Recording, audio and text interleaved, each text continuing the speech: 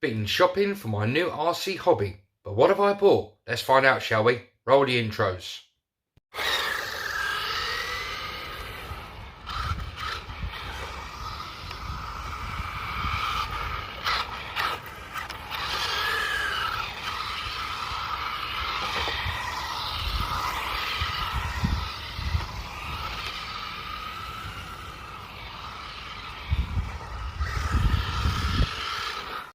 Hello YouTubers and welcome back to Chelmswood RC.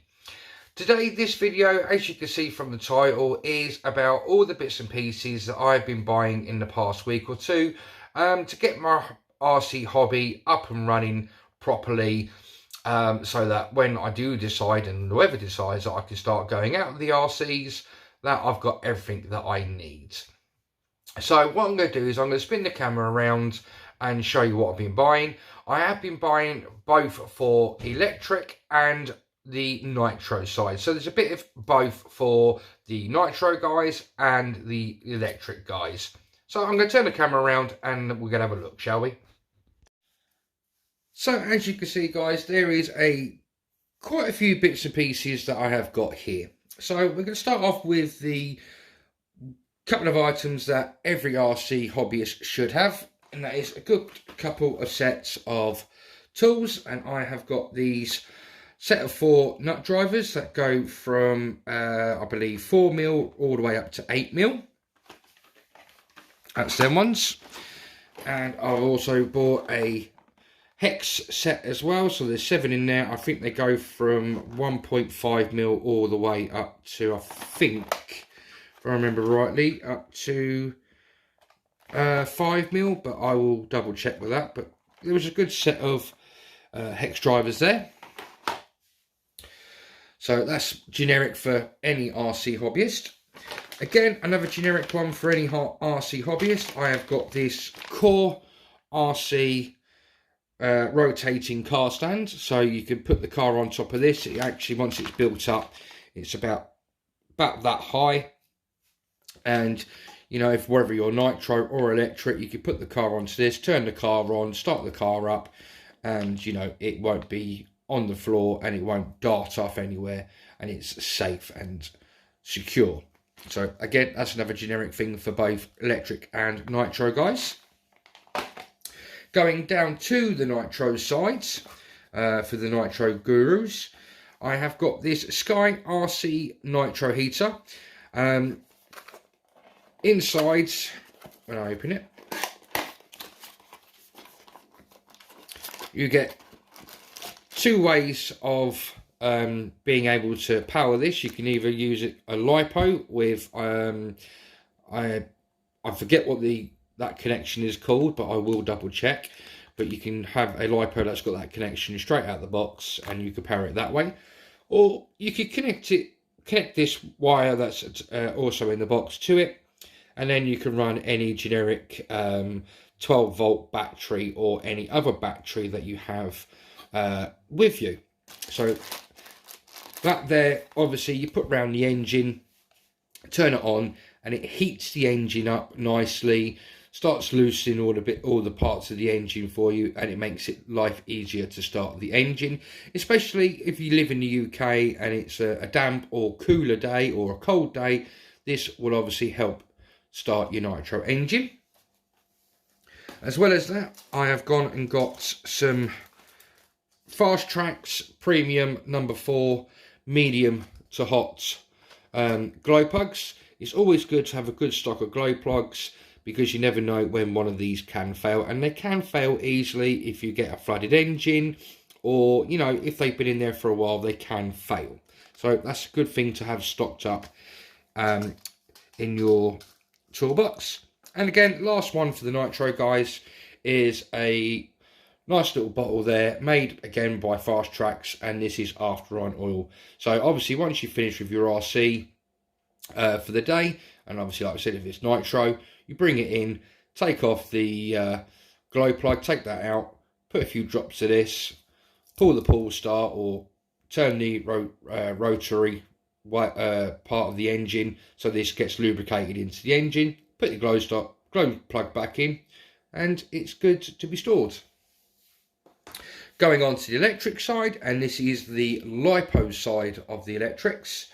I have bought myself a Sky RC T100 100 watt at 5 amp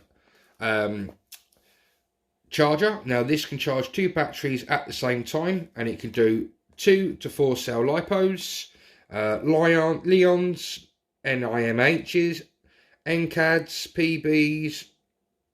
It's quite a few batteries that this can charge, and it comes with a UK plug. So if you live in the US, obviously you'll get the US version. Australia, Japan, China, and obviously Europe, you can ask for the different plugs for it. But obviously if you're in that country, it should already come with the plug that's for your country.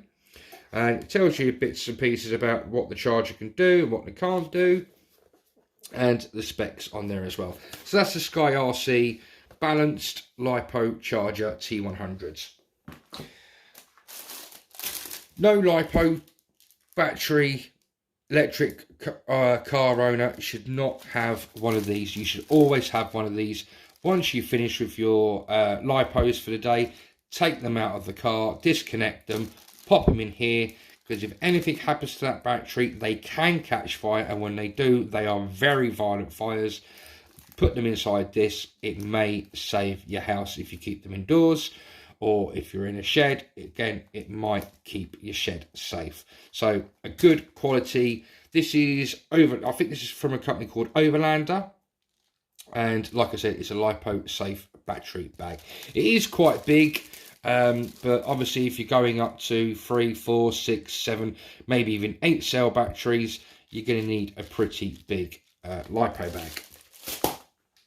Again, for the charger and the LiPo batteries, I've got 2 sets of the balance part of the charger or the battery extension leads, because to plug it into this, it is a bit, you are stretching the balance plug on the battery. So I bought these extensions for me 2 cell and also my 3 cell as well. So you get 2 sets. I bought 2 of each because I will be getting more batteries in the near future.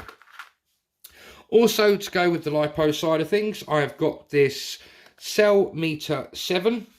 And it is a capacity controller. Now this little box can tell you what your battery is, you know, how many, if it's 1 cell, 2 cell, 3 cell, it will tell you if it's a LiPo, NIMH, a Leon, NiCad.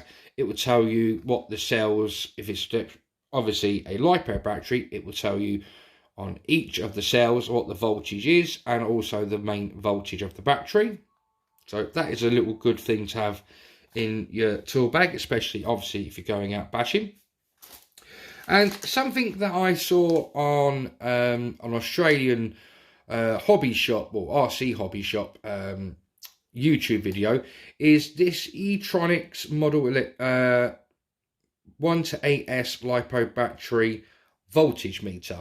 Now what this does is when you put your battery into your car, you connect the balance plug into this, and you can set a voltage where you want this alarm to go off. So once this alarm goes off, so say for example you've set the voltage on this for say 3.6 volts.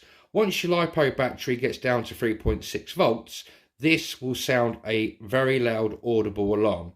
So that way you know that once it's down to 3.6, you bring the car back in, and obviously that battery then depleted, and then you've got to recharge it.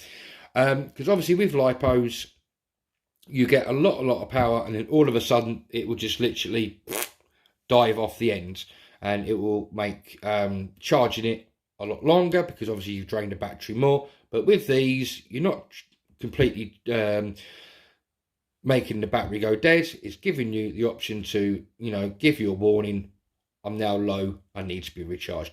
So that is another good thing that I bought for my RC. And also, I'm going to quickly spin the camera around. I have also got this rather large toolbox. It comes with 2 handles, that one there. So you can lift it right up, and then it will you can use it to freewheel because it has got wheels on it. And you've got a little one at the top there, so if you just want to pick it up like that.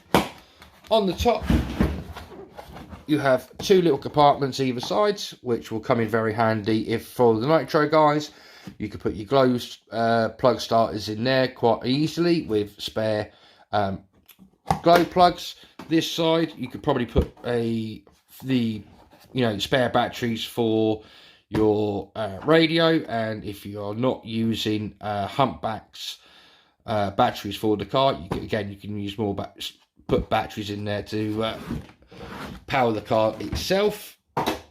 On the insides, which this has got quite nice locks, you open it up and you've got straight away a nice tray in the top there, so you can keep again tools that you're definitely going to need to, obviously, like the wrench drivers, so you can do any loose nuts and bolts up. So that's a nice tray to put things in. Very, very deep underneath the tray, so you can put like all your batteries in there. If you've got chargers that you can plug into your car, you can charge them up, and you can put things like after-on oil in there and other bits and pieces and other tools that you're going to need when you're out bashing or racing your cars and buggies.